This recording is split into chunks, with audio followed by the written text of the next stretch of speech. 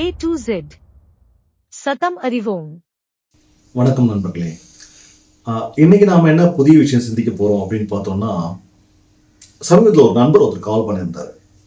நல்லா படித்தவர், நல்ல ஒரு பொசிஷனில் இருக்காரு. ஸோ அப்படி இருக்கும்போது ஒரு பதட்டத்தோடு கால் பண்ணார். ஏன் இந்த பதட்டம் அப்படின்னும் போது, இல்லை பொன்முடி, எனக்கு ஸ்டேஷன்லேருந்து கால் வந்தது. ஸோ அந்த கால் எப்படி ஹேண்டில் பண்ணுறதுன்னு தெரியல. என் மேலே ஒரு கம்ப்ளைண்ட் இருக்குது. ஸோ நீங்கள் ஸ்டேஷனுக்கு வரணும்னு சொல்லி கூப்பிட்டாங்க. என்ன படத்துன்னு எனக்கு புரியல அப்படின்னு சொல்லிட்டு. இது போல் ஸ்டேஷன்லேருந்து உங்களுக்கு ஒரு கால் வருது அப்படின்னு சொன்னால் நீங்கள் பதட்டப்பட வேண்டிய எந்த ஒரு அவசியமும் இல்லை. புரியுதுங்களா? ஸோ இது போல சந்தர்ப்பங்களை நீங்கள் நிறைய பேர் ஃபேஸ் பண்ணியிருப்பீங்க. ஆனால் இனிமேல் இது போல சந்தர்ப்பங்கள் ஏற்பட்டால் எப்படி அதை எதிர்கொள்றது அப்படின்ற விஷயம் தான் நம்ம இன்னைக்கு பார்க்க போகிறோம். ஒரு 4 விஷயம் தான். இது போல ஸ்டேஷன்ல ஒரு கால் உங்களுக்கு வருது அப்படின்னு சொன்னால் ஒரு 4 விஷயம் மட்டும் நீங்கள் ஃபாலோ பண்ணால் போதும். ஃபர்ஸ்ட் ஒன் என்ன அப்படின்னு பார்த்தோம்னா, ஒரு ஆஃபீஸர் உங்களுக்கு கால் பண்ணி உங்கள் மேலே ஒரு கம்ப்ளைண்ட் இருக்குது, நீங்கள் நேரில் ஆஃபீஸ் ஸ்டேஷனுக்கு வரணும் அப்படின்னு சொல்கிறாங்க அப்படின்னு சொன்னால், ஃபர்ஸ்ட்டு உங்கள் மேலே எந்த மாதிரியான கம்ப்ளைண்ட் யார் கொடுத்துருக்கா அதை தெளிவாக கேட்டுக்குங்க. ஸோ அதை தெளிவாக கேட்டுக்கிட்ட பிறகு அதுக்கு அடுத்த விஷயம், எந்த ஆஃபீஸரை நான் நேரில் பார்க்கணும். ஏன்னா ஸ்டேஷனில் பார்த்தீங்கன்னா inspector, SI, constables, writers, head constables அப்படின்னு சொல்லிட்டு ஏகப்பட்ட பேர் இருக்காங்க. அதில் யாரை எந்த நேரத்தில் பார்க்கணுன்றதுல ஒரு கிளாரிட்டி எடுத்துக்கங்க. தேர்ட் ஒன் என்ன அப்படின்னு பார்த்தோம்னா, நீங்க எப்போ வரணும், எந்த நேரத்துக்கு வரணுன்றத கன்ஃபார்ம் பண்ணிக்கங்க.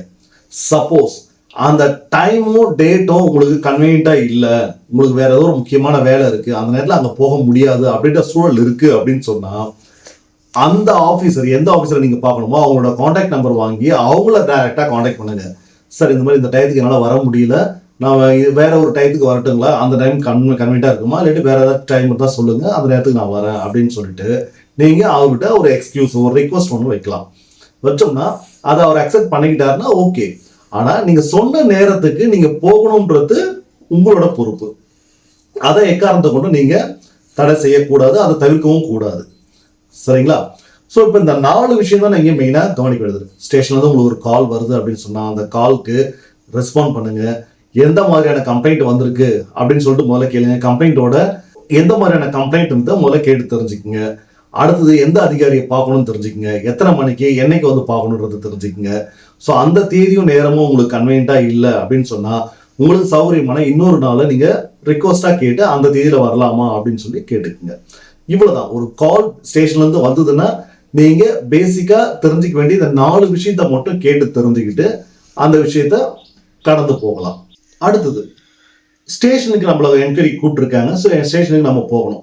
போகும்போது எப்படி நம்ம தயாரா போகணும் அப்படின்னு பார்த்தோம்னா, ஃபர்ஸ்ட் உங்க மேல ஒரு கம்ப்ளைண்ட் வந்ததா சொன்னோம் இல்லையா, எந்த மாதிரியான கம்ப்ளைண்ட் வந்திருக்குன்றதை நீங்க முதல்ல கேட்டு தெரிஞ்சிருப்பீங்க. தெரிஞ்சிட்ட பிறகு அந்த கம்ப்ளைண்ட் சம்பந்தமா உங்களோட ஒரு விளக்க கடிதம், ஸோ உங்களோட விளக்கத்தோட ஒரு லெட்டரோட நீங்க கையோட கொண்டு போயிடுங்க. நெக்ஸ்ட், அந்த கம்ப்ளைண்ட்ல சொன்ன விஷயங்கள் உண்மை அப்படின்ற மாதிரி இருந்தா முடிஞ்ச வரைக்கும் நீங்க மன்னிப்பு கேட்க தயாரா இருங்க. ஸோ வருத்தம் தெரிவிச்சுங்க. ஸோ இனிமேல் இது போல தவறுகள் நடக்காதுன்றதுக்கு தயாரா இருந்துருங்க. சப்போஸ் அந்த கம்ப்ளைண்ட் உங்களுக்கு எதிராக இருக்கு, ஆனா அந்த கம்ப்ளைண்ட்ல உள்ள எந்த விஷயமும் உண்மை கிடையாது, அது முழுக்க முழுக்க பொய் அப்படின்றது உங்களுக்கு நல்லா தெரியும் அப்படின்னு சொன்னா நீங்க எந்த விதத்தையும் மன்னிப்பு கேட்க வேண்டிய அவசியம் இல்லை. தெளிவா நீங்க மறுப்பு தெரிவிங்க. அதுக்கும் உங்களுக்கும் எந்த ஒரு தொடர்போ சம்பந்தமோ இல்லை, இதுல சொல்லப்பட்டிருக்க எல்லா விஷயமும் பொய் அப்படின்னு சொல்றது ரொம்ப உறுதியா இருந்துருங்க. அதை தாண்டி ஸ்டேஷன்ல உங்களை மிரட்டுறாங்க, இல்ல நான் உங்க மேல எஃப்ஐஆர் போட்டுருவோம், அந்த மாதிரி ஏதாச்சும் மிரட்டுறாங்க, அந்த மாதிரி சூழல் இருக்கு அப்படின்னு சொன்னா நீங்க கவலையே படாதீங்க. தாராளமா நீங்க எஃப்ஐஆர் போடுங்க, ஆக்ஷன் எடுங்க, என்ன வேணாலும் நடத்துங்க. ஆனா இந்த கம்ப்ளைண்ட்ல உள்ள விஷயங்கள் பொய் அப்படின்றதுல உறுதியா இருங்க. அப்படி உறுதியா இருந்துட்டு அதுக்கு அடுத்து நீங்க சொல்ல போற வார்த்தை தான் ரொம்ப முக்கியமான ஒரு வார்த்தை. என்ன அப்படின்னு பார்த்தோம்னா, தாராளமா நீங்க ஆக்ஷன் எடுங்க சார். அப்படி எடுத்து இந்த கம்ப்ளைண்ட் ஃபேக், இது ஒரு ஃபால்ஸ் அலிகேஷன் அப்படின்றத நான் ப்ரூவ் பண்ணிட்டேன்னா செக்ஷன் 248 BNS 2023ல அவங்க மேல நான் ஆக்ஷன் எடுக்க சொல்லி நான் திரும்ப கம்ப்ளைண்ட் நான் ஃபைல் பண்ணுவேன். ஸோ இந்த பிரச்சனை நான் இதோட நிறுத்த மாட்டேன். கண்டிப்பா இது ஃபால்ஸ் அலிகேஷன்றதை நான் ப்ரூவ் பண்ண பிறகு செக்ஷன் 248 நான் ஆக்ஷன் எடுக்க சொல்லி திரும்ப நான் கம்ப்ளைண்ட்டை நான் ரைஸ் பண்ணுவேன் அப்படின்னு சொல்லணும். ஆனா இந்த வார்த்தையை நீங்க சொல்றதுக்கு முன்னாடி உங்க சைட்ல அந்த கம்ப்ளைண்ட் ஃபால்ஸ் அலிகேஷன் அப்படின்னு சொல்றதுக்கான கிளியர் எவிடன்ஸ் உங்ககிட்ட இருக்கணும். அதுக்கான ஸ்டேட்மெண்ட் ஆர் எவிடன்ஸ் எல்லாமே வந்து உங்ககிட்ட தெளிவா இருந்தா மட்டும்தான் நீங்க இந்த வார்த்தையை சொல்லணும். ஸோ ஒரு ஸ்டேஷன்ல வந்து ஒரு கம்ப்ளைண்ட் வந்திருக்கு உங்க மேல அப்படின்னு சொல்லிட்டு என்கொயரிக்காக கூப்பிட்டுருக்காங்க அப்படின்னு சொன்னா எந்த விதத்திலையும் பதட்டப்பட வேண்டாம். ஏன்னா இது வந்து ஜஸ்ட் அந்த கம்ப்ளைண்ட் மேல ஒரு சின்ன என்கொயரிக்காக தான் வர சொல்லுவாங்க. அதனால நீங்க எதுக்கும் பயப்படாம பதட்டப்படாம இந்த சொன்ன விஷயங்களை தெளிவா மனசுல வச்சுக்கிட்டு ஈஸியா ஹேண்டில் பண்ணலாம். மேலும் பல்வேறு தகவலுக்கு தொடர்ந்து எங்களோட இணைந்திருங்கள்.